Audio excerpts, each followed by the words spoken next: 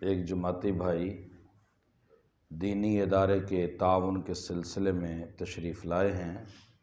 احباب جماعت ان کے ساتھ تعاون فرمائیں، جزاکم اللہ۔ ان الحمد للہ والصلاة والسلام علی رسول اللہ۔ اعوذ باللہ من الشیطان الرجیم، بسم اللہ الرحمن الرحیم۔ شہر رمضان الذی انزل فیہ القرآن ھدی للناس وبینات من الھدی والفرقان۔ سامعین کرام،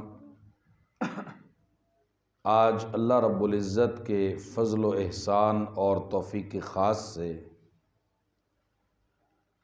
ہم نے ماہ مقدس رمضان المبارک کا 8واں روزہ رکھا ہے۔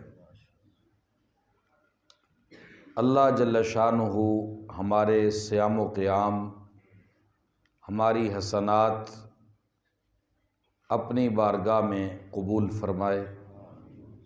پہلا عشرہ اپنے اختتام کو پہنچنے والا ہے۔ رفتہ رفتہ رمضان المبارک چل رہا ہے۔ خوش نصیب اللہ کی رحمتوں کو، برکتوں اور سعادتوں کو لوٹ رہے ہیں۔ اللہ ہمیں بھی نیکیوں میں سبقت کرنے والا بنائے۔ رمضان المبارک کی شان اور اس کا مقام کوئی معمولی نہیں ہے۔ اس کا تعارف اللہ رب العزت یوں کرواتے ہیں کہ رمضان وہ مہینہ ہے انزل فیہ القرآن، جس میں قرآن اتارا گیا، قرآن کا نزول ہوا۔ ھدی للناس، جو قرآن لوگوں کے لیے ہدایت ہے۔ وبینات من الھدی، اور ہدایت کی واضح دلیلیں ہیں۔ والفرقان، اور یہ قرآن حق و باطل میں فرق کرنے والا ہے، سچ میں اور جھوٹ میں، غلط میں اور صحیح میں فرق کرنے والی اگر کوئی کتاب ہے تو وہ قرآن ہے۔ رمضان اور قرآن کا آپس میں بڑا تعلق ہے۔ رسول اللہ صلی اللہ علیہ وسلم نے فرمایا، الصیام والقرآن، یہ روزہ اور قرآن دونوں قیامت والے دن اللہ کے ہاں بندے کے سفارشی بنیں۔ اور منظر کیا ہے محشر کے میدان کا، وہ بھی قرآن نے بیان کیا ہے۔ یوم یفر المرء من اخیہ وامہ وابیہ وصاحبتہ وبنیہ لکل امرئ منہم یومئذ شأن یغنیہ۔ اس دن بندہ بھاگے گا اپنے بھائی سے، اپنے ماں باپ سے، اپنے بیٹوں سے۔ اور سورۃ المعارج کے الفاظ ہیں، وَمَن فِي الْأَرْضِ جَمِيعًا ثُمَّ يُنْجِيهِ، کہے گا یا اللہ جتنے زمین میں لوگ ہیں سب کو پکڑ لے، صرف مجھے نجات دے دے۔ سارے رشتے ناتے بھول جائے گا، صرف اپنی فکر ہوگی، نفسی نفسی کا آوازہ ہوگا۔ جب کوئی پرسان حال نہیں ہوگا محشر کے میدان میں، ایک طرف سے ماہ صیام آ جائے گا، دوسری طرف سے اللہ کا قرآن آ جائے گا۔ قرآن بھی سفارشی بنے گا، ماہ رمضان بھی سفارشی بنے گا۔ روزہ بھی سفارش کروائے گا، اللہ کا کلام بھی سفارش کروائے گا۔ روزہ کہے گا یا اللہ میں نے صبح سے شام تک اسے کھانے پینے سے روکا، میں اس کی سفارش کرتا ہوں۔ قرآن کہے گا یا اللہ سارا دن کی تھکاوٹ کے باوجود میں نے اسے نیند سے روکا، یہ سویا نہیں، یہ میری تلاوت کرتا رہا، سنتا رہا، قیام کیا، یا اللہ میں اس کی سفارش کرتا ہوں۔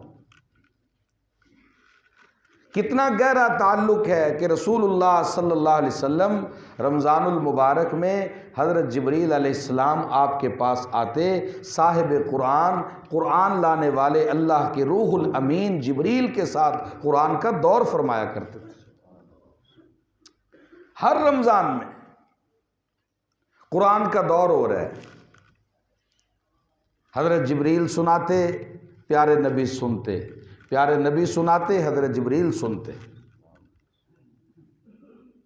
اور جب آخری رمضان آیا، میرے اور آپ کے پیارے نبی کی حیات طیبہ کا آخری رمضان، اس میں قرآن کا ایک دفعہ نہیں 2 مرتبہ پیارے نبی نے دور کیا۔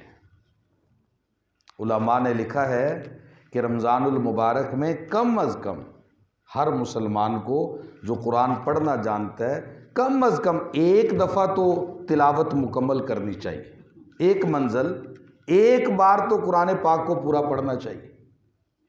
ہمارے اسلاف سلف صالحین، ہمارے بزرگان دین جب رمضان آتا ساری کتابیں بند کر دیتے تھے، صرف قرآن کی تلاوت کرتے تھے۔ اسلامی کتابیں، احادیث مبارکہ، احادیث کی شروحات جو وہ پڑھتے پڑھاتے تھے سارا سال، سب کچھ بند کر دیتے، صرف قرآن کی تلاوت ہو رہی۔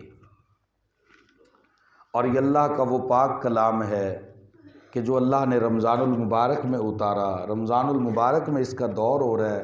قیامت والے دن رمضان اور قرآن ہمارے سفارشی بننے والے ہیں۔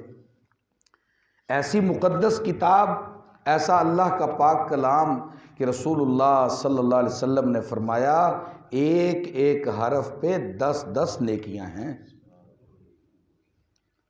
اور آقا کریم فرماتے ہیں میں یہ نہیں کہتا کہ الف لام میم ایک حرف ہے، بلکہ الف الگ حرف، لام الگ حرف، میم الگ حرف۔